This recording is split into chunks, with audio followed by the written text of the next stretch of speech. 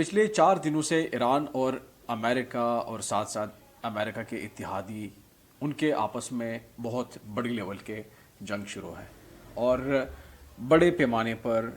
Iran पर हमले किए जा रहे हैं। ईरान के मुख्तलिफ जगहों को टारगेट किया जा रहा है। तकरीबन 1000 टारगेट तक पूरे हो चुके हैं अमेरिका और इसराइल के। अमेरिका और इसराइल ने दोनों ने मिलकर ये ऑपरेशन आप कह लें, ये जंग कह लें, उसकी शुरुआत की है, जिसको अब तक तकरीबन तकरीबन मिडल ईस्ट के हर मुल्क तक ये जंग पहुंच चुकी है और आने वाले वक्त में ख़तरा है कि ये जंग बहुत ज़्यादा फैल जाएंगी अगर इसी तरह ये जारी रहे। तो अगर अभी तक की सूरत हाल की हम बात करें, आयतुल्ला खामनाई जो कि सुप्रीम लीडर ईरान के सुप्रीम लीडर थे, उनको भी टारगेट किया गया। उनकी असैसिनेशन के बाद फिर वो लीडर्स जो अमेरिका और इसराइल समझते हैं कि आयतुल्ला खामनाई के बाद अहम है ईरान में, उनको भी असैसिनेट किया गया। अगर हम अहमद निजाद की बात करें जो कि ईरान के सदर रह चुके हैं और साथ साथ बहुत सारे दीगर लीडर्स को, मिलिट्री लीडरशिप को और इसी तरह सियासी पॉलिटिशियंस को टारगेट कर रहे हैं। तो आयतुल्ला खामनाई के बाद उनके बेटे को सुप्रीम लीडर बनाया गया है, जो कि बाज़ी दोस्तों का ख्याल है कि वो आयतुल्ला खामनाई के साथ बहुत ज़्यादा नज़दीकी से काम कर चुके हैं और उनका बहुत तजुर्बा है अपने वालिद की तरह। तो अगर हम ईरान की मौजूदा जो दिफाई सलाहियत की बात करें तो ईरान के पास बहुत बड़े तादाद में शॉर्ट रेंज या लॉन्ग रेंज में मिज़ाइल सिस्टम है और यही मिज़ाइल्स ही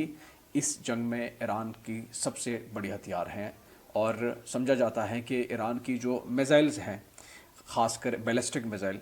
वो ईरान की बैकबोन का काम कर रहे हैं, रीढ़ की हड्डी की तरह काम कर रहे हैं ईरान के लिए। ईरान बैलिस्टिक मिज़ाइल के साथ साथ अगर दूसरी जो बड़ी हथियार हैं ईरान के पास, वो ईरान के ड्रोन्स हैं। एज़ कम्पेयर टू दूसरे हथियार, ईरान बहुत सस्ते रेट में, सस्ते कीमत में ड्रोन्स तैयार कर रहे हैं। अगर हम एक ड्रोन्स की बात करें तो $20,000 में ईरान एक ड्रोन तैयार कर रहा है और ये ड्रोन लॉन्च करने के बाद किसी भी जगह टारगेट हेड करने के लिए अगर ये ड्रोन उड़ता है तो उसको इंटरसेप्ट करने के लिए, यानी कि उसको नाकारा बनाने के लिए $4 मिलियन की मिसाइल चाहिए होती है मुखालिफ के लिए। वो इस वक्त अमेरिका और इसराइल दोनों मुल्क मिलकर कर रहे हैं, इसको कंट्रोल कर रहे हैं। ईरान सैकड़ों की तादाद में ड्रोन्स दाग रहे हैं। और दूसरी इंटरेस्टिंग बात यह है कि ईरान पर दावा है कि उन्होंने चाइना से हाइपरसोनिक मिसाइल ख़रीदी है। चाइना को भी लेकर काफ़ी ज़्यादा किया जा रहा है इंटरनेशनल मीडिया पर कि जी चाइना ने ईरान को अगर हाइपरसोनिक मिसाइल वाकई में दी है तो ये जंग का पड़ला बदल सकती है। हाइपरसोनिक मिसाइल वो मिसाइल हैं जो कि आवाज़ की रफ्तार से कई गुना ज़्यादा उसकी स्पीड है। अगर ईरान इसी मिसाइल्स को वाकई चाइना से वो ख़रीद चुका है या ख़रीद रहा है तो फिर ईरान के आसपास जितने भी अमेरिकन बेसेस हैं मिडल ईस्ट में, तमाम बेसेस को निशाना बना सकता है और ख़त्म कर सकता है। क्योंकि ये जो हाइपरसोनिक मिसाइल्स हैं, इसको रोकना तकरीबन नामुमकिन है। मौजूदा जो डिफेंस सिस्टम है अमेरिका या इसराइल या उनके इत्तेहादियों के पास जो है, तो क्योंकि यही मिसाइल सिस्टम की जो रफ्तार है वो बहुत ज़्यादा है, जिस तरह की मैंने पहली बात की। और अगर हम उन्हें उसकी रेंज की बात करेंगे तो 250 किलोमीटर तक ये मिसाइल अपने टारगेट बना सकते हैं और ये लो लेवल में ये ट्रैवल करती हैं, जिसको इंटरसेप्ट करना बहुत ज़्यादा मुश्किल होता है। अमेरिका यूरोप से बहुत ज़्यादा नाराज़ नज़र आ रहे हैं क्योंकि बरतानिया ने ये ऐलान किया था कि वो ईरान के ख़िलाफ़ कोई भी बेसिस नहीं देंगी अमेरिका के लिए, लेकिन बाद में उन्होंने सिर्फ एक छोटी सी बहस दी है अमेरिका को, क्योंकि वो उनके इत्तेहादिये हैं। वो जान छुड़ाना चाहते हैं कि चलो अगर आपने खामखा मांगना है तो आप ये इसी बहस को इस्तेमाल कर सकते हैं। इसके अलावा यूरोप के बहुत सारे दीगर ममालिक ने साफ इनकार कर दिया है कि वो अमेरिका के साथ इस जंग में नहीं कूद सकेंगे। तो अगर हम मौजूदा सूरत हाल की बात करें, पाकिस्तान क्या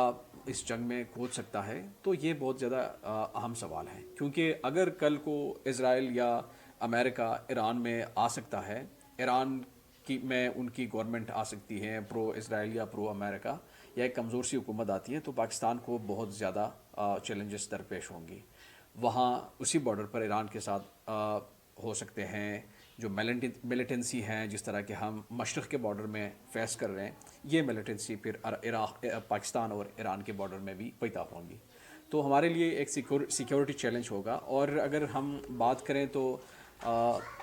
پرو اسرائیل گورنمنٹ یا پرو امریکن ایران میں،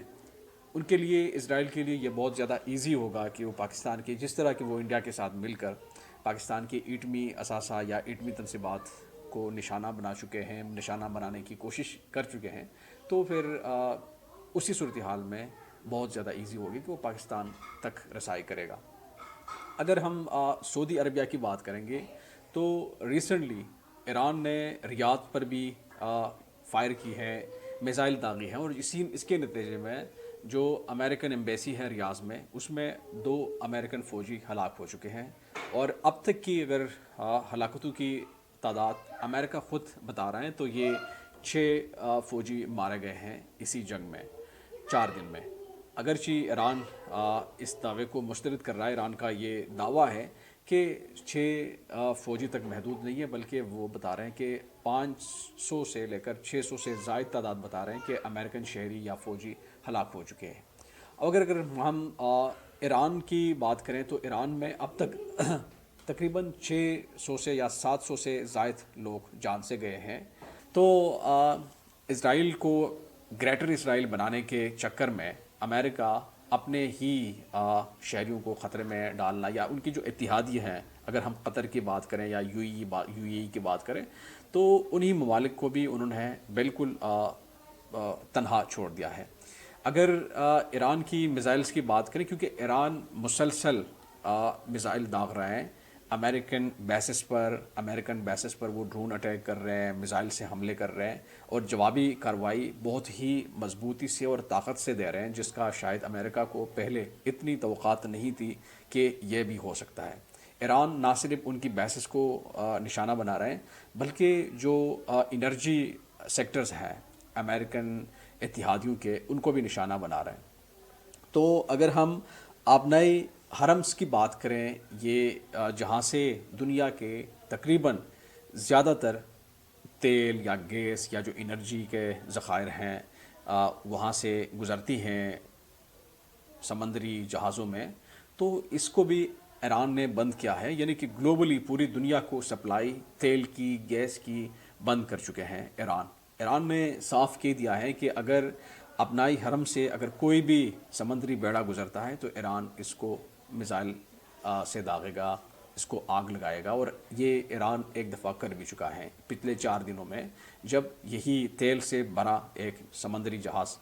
اسی ابنائی حرم سے گزر رہا تھا، تو ایران نے اس کو آگ لگا دیا اور دنیا کو دکھا دیا کہ یہاں سے کوئی بھی نہیں گزرے گا تیل کو لے کر، گیس کو لے کر. تو اس کی وجہ سے تقریباً سینکڑوں کے حساب میں سمندری بیڑے، جہازیں تیل سے لدے ہوئے ہیں، یا گیسز کی جو خام مال ہیں، اس کو لے کے بالکل بند ہو چکے ہیں. تو آپ یہ جو موجودہ 4 دنوں کی بات ہیں، تقریباً $80 تک پر بیرل تیل $80 تک پہنچ چکا ہے، اور یہ ایکسپیکٹڈ ہے کہ آنے والے وقت میں $200 پر بیرل کے حساب تک پہنچ سکتا ہے. یعنی کہ دنیا میں ایک مہنگائی کی، خاص کر تھرڈ ورلڈ کنٹریز پاکستان جیسے ممالک میں بہت زیادہ مہنگائی آ سکتی ہیں اگر یہ جنگ مزید جاری رہے. تو یہ جنگ کتنے عرصے تک جاری رہ سکتی ہے، یہ بھی اہم ہے. امریکہ نے، پریزیڈنٹ ٹرمپ نے یہ کہا تھا کہ یہ صرف ایک وینزویلا جیسا ایک آپریشن ہے، ہم جا کے رجیم چینج کر کے واپس آئیں گے، لیکن ایسا ہوا نہیں. پھر نیکسٹ پریس کانفرنس میں یا سوشل میڈیا پر ٹرمپ یہ اعلان کر رہے ہیں کہ یہ ایک آپریشنز ہی نہیں بلکہ یہ چند ہفتوں تک جاری رہ سکتے ہیں. اور اس کے بعد پھر ٹرمپ نے کہا کہ نہیں جی، یہ اب کچھ مہینوں تک یہ جنگ جاری رہ سکتی ہے، کیونکہ جیسے جیسے وہ ایران کا رسپانس دیکھ رہا تھا، خود کو دنیا کی سب سے ملٹری کا دعویٰ کرنے کے ساتھ ساتھ اگرچہ بہت سارے دیگر بھی بہت بڑے بڑے ملٹری پاور ہیں دنیا میں. تو پھر ٹرمپ نے کہا کہ یہ جو جنگ ہم نے شروع کی ہے یہ چند مہینوں کی بھی بات نہیں ہے، بلکہ یہ ہم ہمیشہ جاری رکھیں گے. آلویز انہوں نے کہا کہ ہم جاری رکھیں گے. اس کا مطلب یہ ہے کہ اب پریزیڈنٹ ٹرمپ کو اندازہ ہو چکا ہے کہ جس طرح کے ہم سافٹ ٹارگٹ سمجھ رہے تھے ایران کو، ایسا ہوا نہیں. اور جس طرح کہ ہم نے اس کو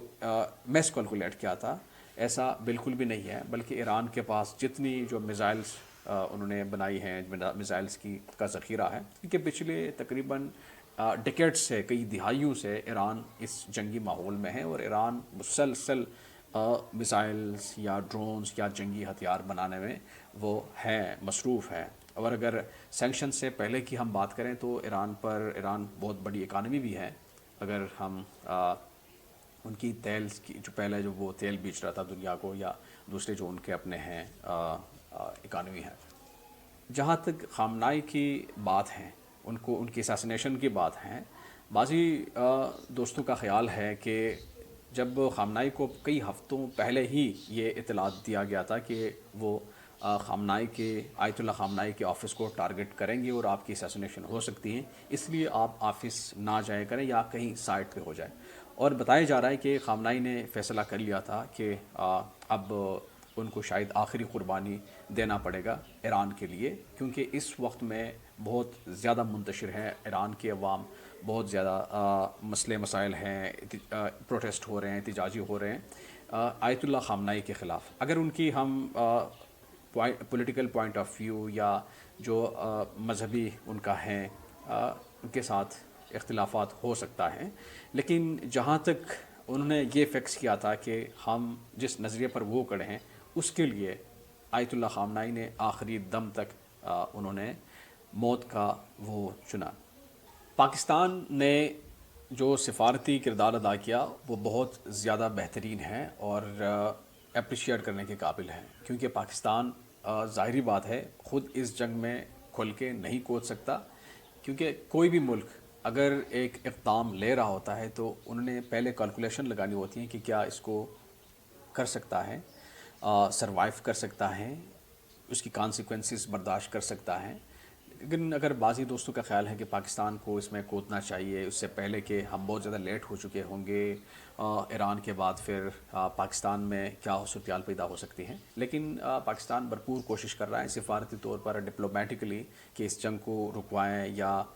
مثال کے طور پر اگر ایران اور سعودیہ کے بیچ میں یہ جو اختلافات پیدا ہوا اسی 4 دنوں میں، کیونکہ جب ایران نے سعودیہ کو ہیڈ کیا ان کے ریاض میں جو امریکن ڈپلومیٹس کو، تو پھر ایمبیسی کو، پھر سعودیہ بھی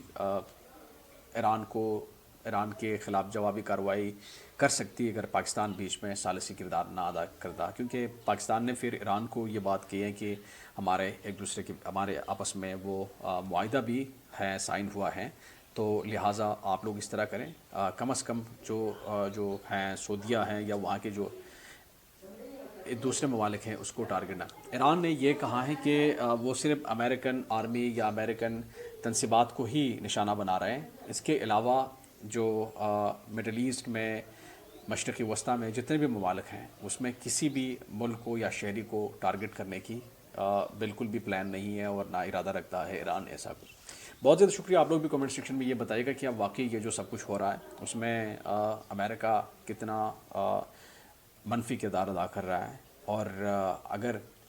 فیوچر میں یہ صورتحال پیدا ہو سکتی ہے تو پاکستان کے ہمارے اوپر کیا امپیکٹ ہو سکتی ہے. ان تمام صورتحال سے ایک بات ہمیں ضرور یاد رکھنا چاہیے کہ کسی بھی ملک کے لیے اگر آج کل کے سنیریو میں، آج کل کی صورتحال میں سروائیو کرنا ہے تو ان کے لیے ہتھیار بہت زیادہ ضروری ہے. مثال کے طور پر ہم بہت زیادہ ایزیلی کہتے رہتے ہیں کہ جی پاکستان میں کہ جو ہمارا اتنی جو ڈیفنس میں ہم کام کر چکے ہیں، یا اتنی جو ہماری منظم آرمی ہے، اتنا جو ہم نے مختلف رینج کے میزائلز ہم دیکھ چکے ہیں پاکستان میں، یا ایٹمی ہتھیار، ایٹمی طاقت پاکستان جب بن چکا ہے، ہو سکے اس سے پہلے ہمیں اس کی اہمیت کا اندازہ نہیں تھا. لیکن آج کل کی جو موجودہ صورتحال ہے اس کو دیکھ کر ہم یہ کہہ سکتے ہیں کہ جتنے بھی ڈیفنس میں پاکستان نے کیا ہے، ہمارے پاکستان کی آرمی سے اختلافات صرف اس حد تک ہیں کہ وہ سیاست میں مداخلت نہ کریں. اس سے اٹ کر پاکستان کی آرمی نے جو کیا ہے یا جو اچیومنٹس کیے ہیں یا جن جنگوں میں بہتر کردار ادا کیا ہے، ہمیں اس کو دل سے ہی اپریشیٹ کرنا چاہیے اور کرنے کی ضرورت بھی ہے. کیونکہ مثال کے طور پر اگر ہم اپنے ڈیفنس سسٹم کو ایک سائڈ پر رکھ کر بات کریں گے تو پھر بہت زیادہ مشکل ہے کہ پاکستان سروائیو کریں.